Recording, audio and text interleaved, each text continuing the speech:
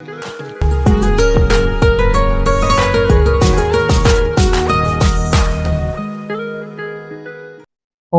சாந்தி. இன்றைய முயற்சிக்கான பாயிண்ட், நான் ஒவ்வொரு வார்த்தையையும் மகா வாக்கியமாக ஆக்கக்கூடிய ஆத்மா. அதாவது மனிதர்களுடைய இயல்பு பேசிகிட்டே இருப்பாங்க. ஆனால் பாபா அந்த வார்த்தைகளையும் எப்படி பேசணும் அப்படின்னு சொல்லி கொடுக்குறார். அதாவது நான் பேசக்கூடிய ஒவ்வொரு வார்த்தையும் மகா வாக்கியம் ஆகணும் அப்படின்றார். ஏன்னா மகா வாக்கியம் அப்படின்னா அதில் சக்தி நிறைய இருக்குது. அதே நேரத்தில் குறைவாக பேசுவாங்க. சன்னியாசிகள் அல்லது முனிவர்கள் எல்லாம் வாய் திறந்து பேசும்போது வெரி ஃபியூ வேர்ட்ஸ், குறைவாக தான் பேசுவாங்க. அந்த வார்த்தைகள் பலிக்கும், அந்த வார்த்தைகளில் சக்தி இருக்கும். அதுதான் மகா வாக்கியம் அல்லது வேத வாக்கியம் அப்படின்னு சொல்லுவாங்க.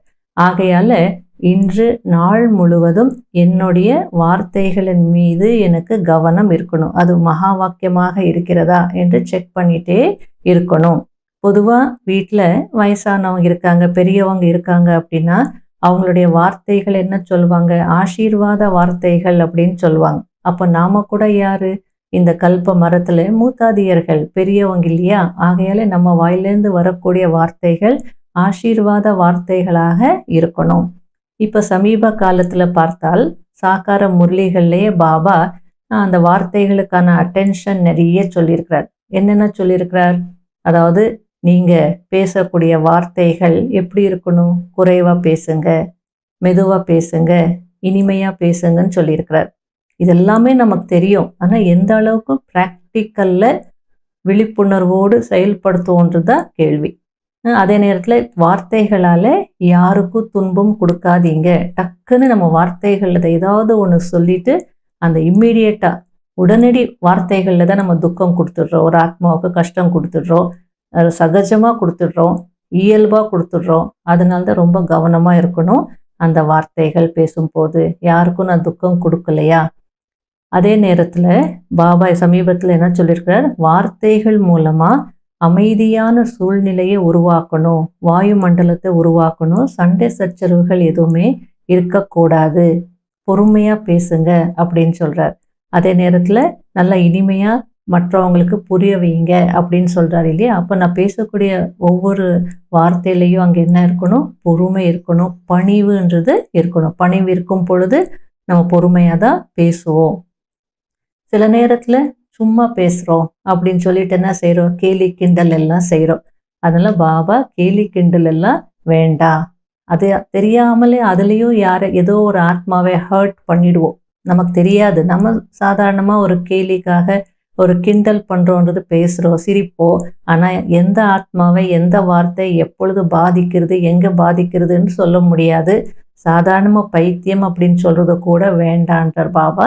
ஆகையால் வார்த்தைகளுக்கான என்னென்ன ரூல்ஸ் பாபா கொடுத்துருக்கிறாரோ அதெல்லாம் இன்று கவனத்தில் இருக்கணும்.